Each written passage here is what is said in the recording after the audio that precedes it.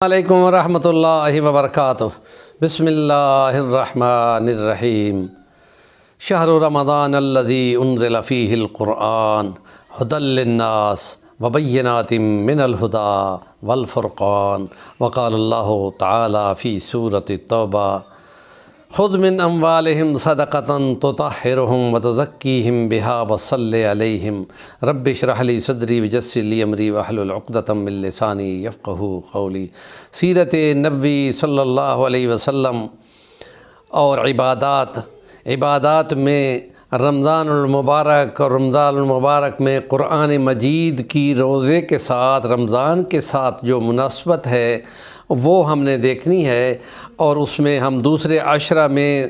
یہ مغفرت کی باتیں کر رہے ہیں، اور اب یہ وہ دن ہے کہ 15واں روزہ ہو، اور اس میں جس کسی نے اپنی زکاتیں اور صدقات اور فطرانہ دینا ہو، یہ ایثار اور ہمدردی کا مہینہ ہے۔ تو وہ لوگ جو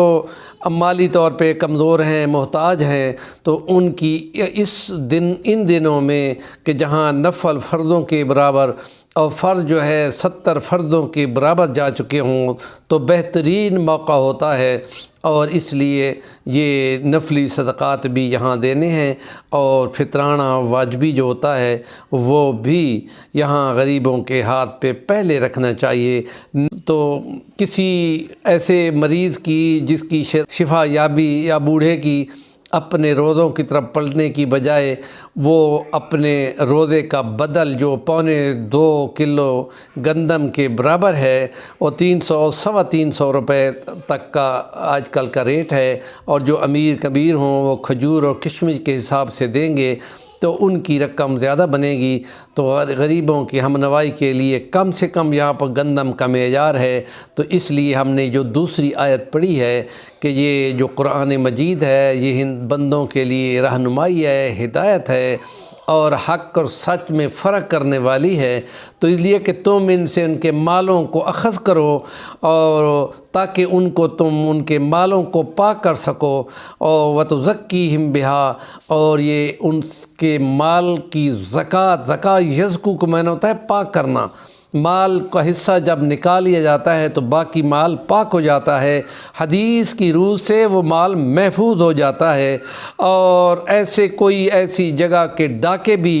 ان کو خراب نہیں کر سکتے، اور کسی قسم کی آسمانی آفت بھی ان کو ہلاک نہیں کر سکتی۔ اس لیے یہ حفاظت کا ذریعہ بھی بن جاتے ہیں، اور غریبوں کا حصہ بھی بن جاتے ہیں۔ تو اس لیے ان میں مدوں میں اپنے قریبی رشتہ دار جو زیادہ مستحق ہوتے ہیں قرابت داری بھی ادا ہو جاتی ہے، اور ان کے ہاتھ پہ فطرانہ اور زکوٰۃ اور عشر کے وہ رقوم رکھی جا سکتی ہیں۔ تو اس لیے اس میں ان کو بتانا کہ یہ ہمارے مال کی زکوٰۃ ہے، یہ نہیں کہنا، بلکہ ان کو کہنا ہے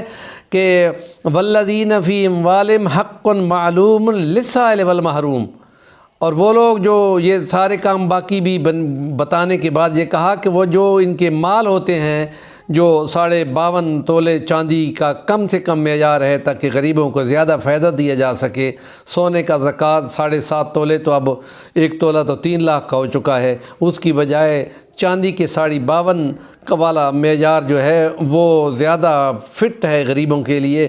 تو اس لیے ان کو یہ کہو کہ تمہارا اپنے مال کا حصہ ہے بھائی، اپنا وصول کرو،